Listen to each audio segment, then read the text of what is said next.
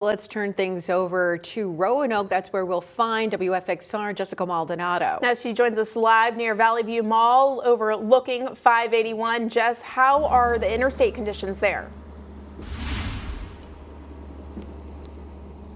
Hey, Sydney. Yeah, nothing really much has changed. The only thing that's really changed is the snow. It's not as powdery anymore. It's a little harder now. And like George said earlier, it's like Dippin' Dots falling from the sky. That's probably the best way to describe it. But as I've been standing out here for about an hour and some change now, the interstate continues to stay busy. We're going to zoom in over here really quick, but as you can see, that layer is still over the interstate. The road's starting to peep through just a little bit as these snowplow drivers are coming through, but really it's still kind of the same. Nothing's really budging, and we've seen some cars really stepping on it and driving by pretty fast. If there's one thing I could say, again, please just stay home, stay warm, bundle up, stay off the roads, and if you're on the roads, go slow. There's no reason to be going down this fast, but I'll be continuing monitoring these conditions. But for now, in Roanoke, Jessica Maldonado, WFXR News.